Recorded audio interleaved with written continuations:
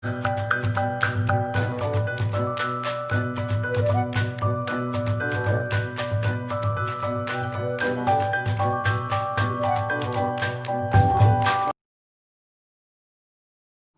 students, in this video lecture we will discuss about the basic idea of half-life of a reaction. In our last lecture we have already discussed about integrated rate law, and with the help of integrated rate law we will describe half-life of different type of reactions. That means half-life for zero order reaction and half-life for the first order reaction.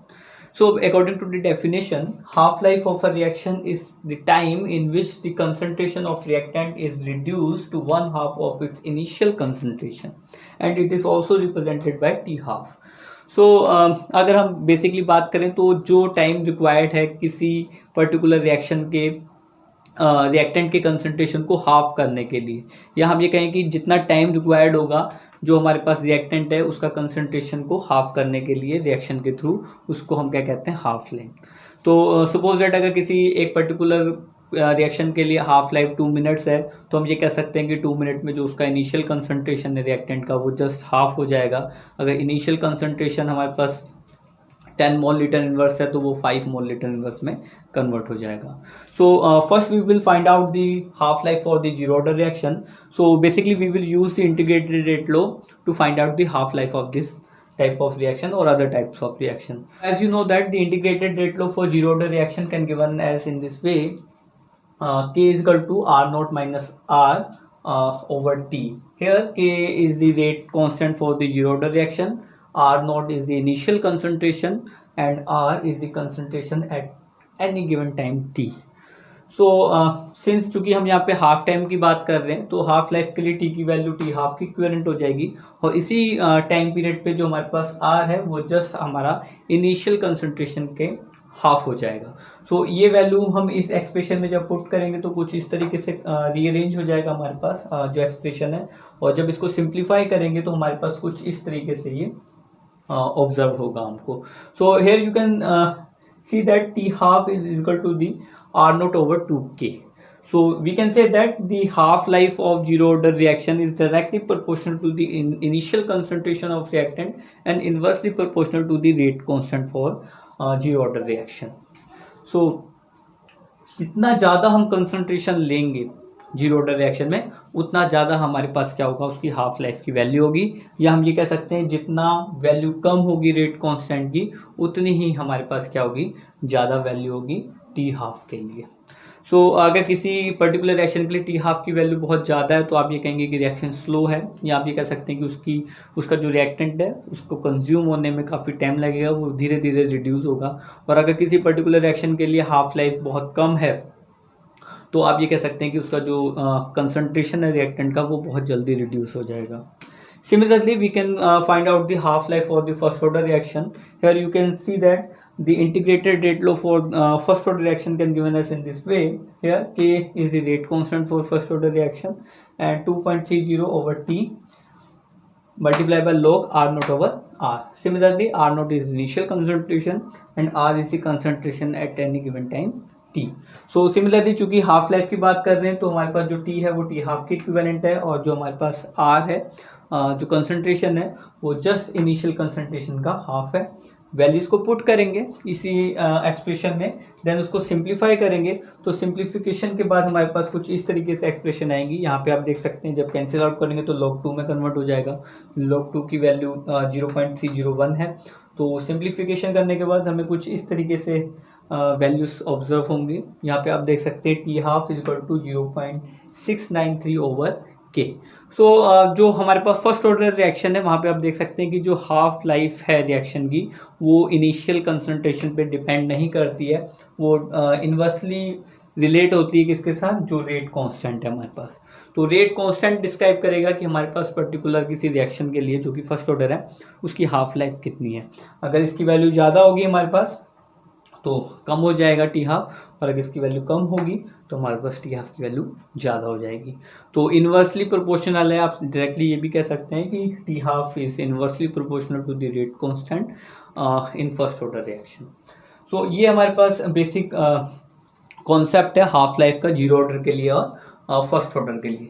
साथ ही साथ अगर हम बात करें first order reaction के लिए time required for completing 90% of the reaction, जैसे हम हाफ रिएक्शन को कंप्लीट करने की बात कर रहे हैं, इसी तरीके से 90% कंप्लीट करने की भी बात की जा सकती है। और इस पर्टिकुलर केस के लिए अगर आप आर नोट की वैल्यू को 100 कंसीडर कर रहे हैं तो आपके लिए जो आर की वैल्यू होगी वो 10 हो जाएगी। दैट मीन्स 90% रिएक्शन कंप्लीट हो गई होगी। तो अगर रिएक्शन मीडियम में रिएक्टेंट का कंसंट्रेशन 100 मोल लीटर इनवर्स है तो अगर 90% कंप्लीट करने की बात करें तो वो रिमेनिंग कितना हो जाएगा, 10 मोल लीटर इनवर्स।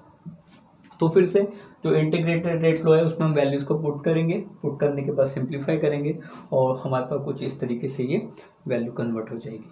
सो इसी तरीके से डिफरेंट कंडीशंस के लिए हम टाइम की वैल्यू को फाइंड आउट कर सकते हैं। बस हमको क्या पता होना चाहिए, integrated rate law for the particular type of chemical reaction.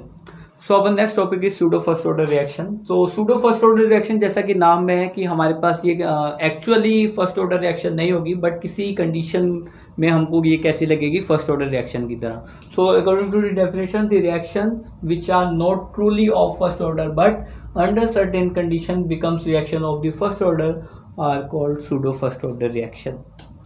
So rate law के अकॉर्डिंग फर्स्ट ऑर्डर रिएक्शन नहीं है, बट सर्कमस्टेंसेस ऐसे हैं कि ये हमको कैसी लगेगी, फर्स्ट ऑर्डर रिएक्शन की जैसे। सो यहाँ पे हमारे पास एग्जांपल है। एग्जांपल में हमारे पास क्या है, एथाइल एसीटेट का हाइड्रोलाइसिस है in the presence of acid.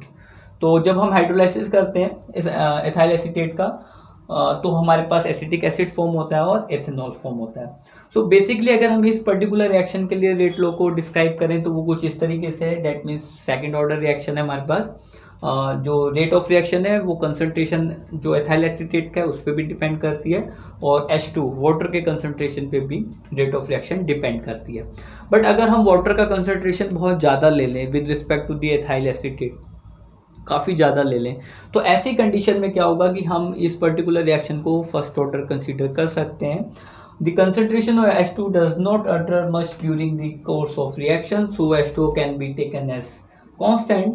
सो अगर हम कांस्टेंट ले लें वाटर के कंसंट्रेशन को तो हमारे पास जो रेट लो है वो कुछ इस तरीके से कन्वर्ट हो जाएगा। हम के को रिप्लेस कर देंगे के प्राइम के साथ और यहाँ पे के प्राइम जो है वो हमारे पास मल्टीप्लिकेशन है रेट कांस्टेंट का इस कंडीशन में और जो हमारे पास कंसंट्रेशन है H2 का उसके साथ। सो ऐसा इसी के जैसे एक और एग्जांपल है हमारे पास यहाँ पे हाइड्रोलाइसिस ऑफ शुगर। तो हाइड्रोलाइसिस ऑफ शुगर भी सिमिलर एग्जांपल है। यहाँ पे ग्लूकोज और फ्रक्टोज फॉर्म होते हैं।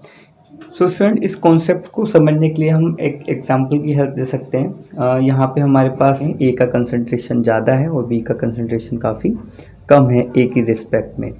तो इस पर्टिकुलर अगर हम एक रिएक्शन मिक्सचर की बात करें और डिफरेंट केसेस में जो हमने यहाँ पे केस कंसिडर कर रखे हैं 1 2 3, सो डिफरेंट केसेस में अगर हम इसकी रेट को फाइंड आउट करें तो आप ऑब्जर्व करेंगे कि किस तरीके से ए का कंसंट्रेशन में जो चेंज होगा उससे ज़्यादा इम्पैक्ट नहीं आएगा रेट में। सो फर्स्ट केस में हमने जो केस कंसिडर किया है यहाँ पे हमारे पास रेट कांस्टेंट है, हमने 1.00 मोल लीटर इनवर्स कंसंट्रेशन ले रखा है ए के लिए और बी के लिए 0.02 मोल लीटर इनवर्स कंसंट्रेशन है। तो इसको जब हम मल्टीप्लाई करेंगे तो हमारे पास कुछ इस तरीके से वैल्यू आएगी और ये हमारे पास टाइम पे रेट है इस पर्टिकुलर केस के लिए। ठीक इसी तरीके से अगर हम कहें कि जो कंसंट्रेशन है बी का वो 0.01 मोल लीटर इनवर्स रिड्यूस हुआ है और वो 0.01 रह गया है रिड्यूस होने के बाद, और जो ए का कंसंट्रेशन है उसमें हम कोई भी चेंज कंसिडर ना करें, तो इस कंडीशन में अगर आप देखें तो रेट हमारे पास जस्ट हाफ हो जाएगी जो पहले वाला केस था उस केस के रिगार्डिंग। तो 0.010 के यहाँ पे हमारे पास इसकी रेट है। और जो नेक्स्ट केस है वहाँ पे हमने क्या किया है, जो ए है उसके कंसंट्रेशन में 0.01 मोल लीटर इनवर्स का रिडक्शन किया है और जो बी है उसके कंसंट्रेशन में कोई भी वेरिएशन नहीं किया है। तो अब अगर हम देखेंगे तो हमारे पास जो रेट आएगी वो 0.0198 इनवर्स आएगी जो ऑलमोस्ट इक्विवेलेंट 0.020 के। सो यहाँ पे आप देख सकते हैं कि 0.01 मोल लीटर इनवर्स का रिडक्शन हमने ए के कंसंट्रेशन में किया है और पहले हमने बी के कंसंट्रेशन में किया था। तो बी के कंसंट्रेशन में जब हमने किया था तो रेट जस्ट हाफ हो गई थी जो पहले वाला केस था उसके रिगार्डिंग, और जब हमने ए के कंसंट्रेशन में किया है वो वाला कंपोनेंट जिसका कंसंट्रेशन काफ़ी ज़्यादा है, तो जब उसमें 0.01 मोल लीटर इनवर्स का रिडक्शन किया है तो रेट में बहुत ज़्यादा अंतर नहीं आया है, ऑलमोस्ट सिमिलर है। तो इस एग्जांपल की हेल्प से आप देख सकते हैं कि किस तरीके से जब हम दो कंपोनेंट को कंसीडर करते हैं और रिएक्शन की बात करते हैं तो वहाँ पे जिस कंपोनेंट का कंसंट्रेशन बहुत ज़्यादा होता है और उस कंडीशन में वहाँ पे अगर माइनर सा चेंज आता है तो कंसंट्रेशन पे ज़्यादा इम्पैक्ट नहीं डालता है। वहीं जिस कंपोनेंट का कंसंट्रेशन बहुत कम है उसमें जो चेंज होता है माइनर सा भी अगर चेंज है तो वो रेट ऑफ रिएक्शन को काफ़ी चेंज कर देगा। तो इसी तरीके से अब अगर हम देखें कि रिएक्शन अगर हम कंडीशन बदल दें और ए का कंसंट्रेशन काफ़ी कम कर दें ऑलमोस्ट सिमिलर कर दें बी के रिस्पेक्ट में, तो उस कंडीशन में क्या होगा कि जो रिएक्शन रेट है उसमें ए के कंसंट्रेशन चेंज का भी इम्पैक्ट आएगा और बी का तो आपने देखा ही रहा। तो सिंपली हम ये कह सकते हैं कि अगर किसी एक रिएक्शन में हमारे पास दो कंपोनेंट है जिस पे रेट ऑफ रिएक्शन डिपेंड करती है, तो ऐसी कंडीशन में अगर एक का कंसंट्रेशन दूसरे के रिस्पेक्ट में बहुत ज़्यादा है तो हम ये कह सकते हैं कि उसको हम pseudo first order reaction consider कर सकते हैं। जिस कंपोनेंट का कंसंट्रेशन कम होगा रेट ऑफ रिएक्शन उसी पे डिपेंड करेगी।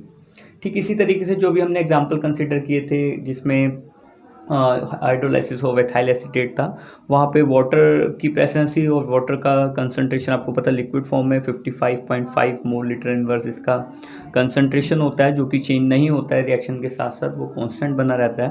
तो जब उसमें वेरिएशन नहीं आएगा वाटर के कंसंट्रेशन में तो हम ये कह सकते हैं कि वाटर उस कंडीशन में उसमें इम्पैक्ट भी नहीं डालेगा।